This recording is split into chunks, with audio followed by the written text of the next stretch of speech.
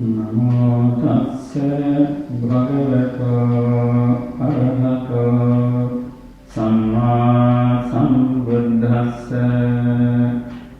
Namo tassa bhagavato arahato samma sambuddhassa.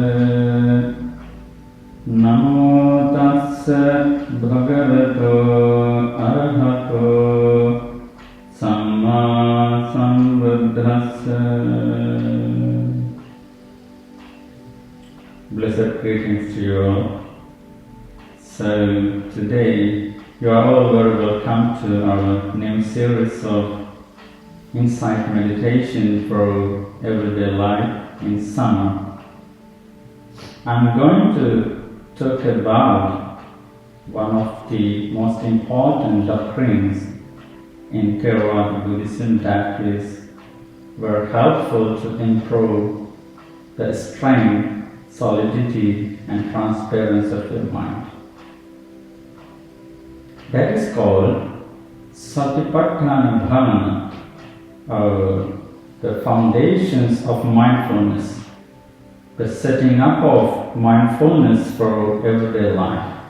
To my understanding, this would be the basic and elementary guidance towards the essentials of insight meditation for everyone's life indeed. In reference to Satipaṭṭhāna Sutta, in the long discourses of the Buddha, Nikaya, the Lord Buddha has explained elegantly Ekāyano bhikkhave maggo satthanam visuddhya soka paridhavanam samatikkamaya dukkhadomanassanam attanghamaya nyayasa adhigamaya nibbanasa sachit. There is one way for the purification of beings, for the overcoming of stress and depression, for the elimination of pain and sorrow, for the attainment of Nibbana, also known as the ultimate peace, freedom or emancipation one can achieve in this everlasting journey. One and sublime and the way which seems to be a touchstone in your life. That is the foundations of mindfulness. The Lord Buddha delivered and put it very clearly and distinctly. Iti kaya kayanupasya viharati. There is a person who abides contemplating body as body. Vedanasu vedananupasya viharati. There is a person who abides contemplating feelings as feeling. Chitte chittanupasya viharati. There is a person who abides contemplating mind as mind. Then dhamme dhammanupasya viharati. There is a person who abides contemplating mind objects as mind objects. So, by and large, we have to make sure we have known and we have got it together, because these four foundations, four fundamentals in insight meditation play a vital role in meditation. First, we have to know and we have to keep our body very calm, pleasant, diligent and peaceful as much as we can. By dint of the calmness and peacefulness bringing through your bodily activities, it directly affects your feelings and thoughts and attitudes. That means everything that arising in your mind, your bodily behavior. Then we come to your feelings and thoughts. Afterwards, it succinctly goes back to your mind, your mindset, how you control or how you guide your mind for the sake of peace and harmony in your life. Then finally, it goes to the fourth step, that understanding the reality or the ultimate truth in your life. The body, feelings, the mind, then the Dhamma or mind objects, internal and external. In general, what I see in the world, many people have enough time to do many things in their mundane life, but unfortunately, many people do not find enough time to involve in spiritual activities for the purpose of the growth of the inner life. But I would say, in the end of your life, you'll have to come to the point of spirituality, because what you do right now in the name of happiness, joy, contentment and peace in your life, they are all subject to change and vanish. They may very temporal and very occasional. But sadly, many people do not understand this subtle nature that lies beyond their life. But what I say here, it's all about the calming, relaxing, and mitigating the suffering arising in your life. This obviously guiding you towards the ultimate happiness in your life. But this is not something very strange or unusual. This is absolutely very usual and very down to earth, because this is not just a theory, this is a very kind and very generous application to your life. Because these four foundations are not without you, absolutely.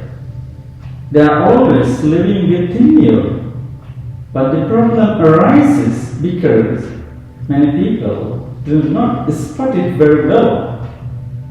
So I would suggest you to find it beforehand. Where is your body? Where is your act? Where is your behavior? For example, I know you always breathe in and out. You are breathing in a longer breath. Perhaps you are breathing out a longer breath. At some time, you are breathing in a shorter breath, and you are breathing out a shorter breath as well. Conversely, my question is that many people are not fully and completely aware of that, whether they are really breathing in and out in their ordinary life, because in some sense they are always inhabiting in a dogmatic slumber. So we need to discern our life first, whether I'm breathing in and out, or whether I walk or not. Whatever you do, simply to put it bluntly, you need to make sure you are also there. In terms of four foundations of mindfulness meditation, the Lord Buddha says we have to make a gradual process or gradual progress in our life. Then first and foremost, you need to begin with your day-to-day activities. First, calm your bodily actions and performances. Then it obviously helps you to calm and make peaceful your thoughts and feelings as well. Indeed, it paves the way for someone to stay relaxed and serene in their life. For example, there is a person who is very stronger and energetic because the power of meditation.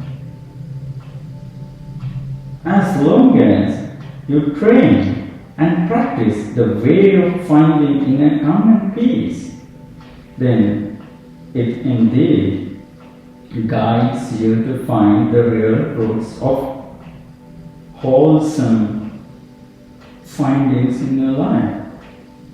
Many people tend to focus on unwholesome activities by the name of peace and happiness. They all rooted in either hatred or lust or craving or delusion. But the real happiness is always rooted in generosity, compassion, loving kindness, and wisdom. We need to understand where we are right now and where we were, and finally where we will be. For your own sake, I would suggest you to make sure you know where your body is, where your bodily act move on, and then you can understand where your mind is, where your thoughts are, where your feelings and attitudes roam. Then your body, then we come to your feelings. As the third step, there is a possibility, and it makes a recipe for discerning where your mind is. Where is my mind? How it works on it. So, as you already know, and the discourses of the Buddha in Satipaṭṭhāna Sutta, the understanding mind is more important rather than controlling or governing your mind.